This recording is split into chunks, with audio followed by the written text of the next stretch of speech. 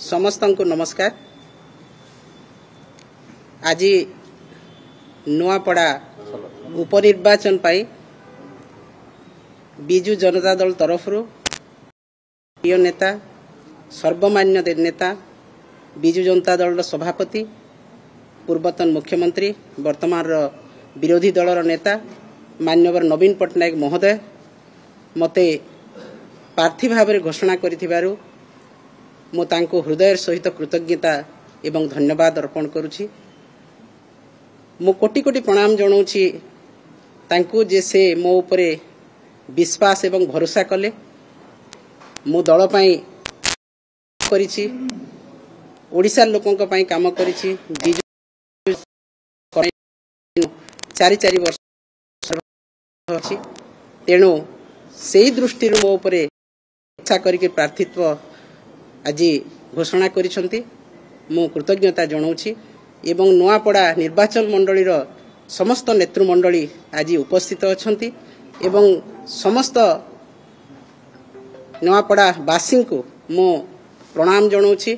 तांकर आशीर्वाद तांकर मो उपरे निहाती भावरे रहिबो एवं विपुल संख्या रे विजयी करेबे। मो आज संकल्प नउछि आज दिनठू मो नुआपड़ा निर्वाचन मंडलीर परिवार सदस्य से माने समस्ते मोर परिवार सदस्य नुआपड़ा वासींकर सुख दुख अभाव असुविधा समय रे प्रत्येक समय रे मो जीवन रो शेष निश्वास पर्यंत रहिबी तांकर सेवा करिबी। कारण मते मो नेता आज सेही निर्वाचन मंडली को समर्पी देइछंती मो तांकर सेवा करिबी जीवन रो शेष निश्वास पर्यंत एवं समस्त नुआपड़ा वासी को मो प्रणाम जणाउछि तांकर आशीर्वाद भिक्षा करुछि एवं बिजु जनता दल रो समस्त कर्मकर्तांकर कठिन परिश्रम रे निश्चित भाव रे बिजु जनता दल विजय हेबो।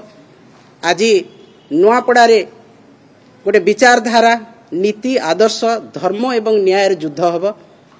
एई निर्वाचन रे धर्म संस्थापन हेबो न्याय संस्थापन हेबो एवं जो माने नीति आदर्श बाहरे अधर्मर निर्वाचन लड़िबा को चाहुछंती नुआपड़ा बासी निश्चित भाव रे तांको उचित जवाब देबे एवं ठिकना समय रे जवाब देबे एहा ही आमे आशा विश्वास रखुछु।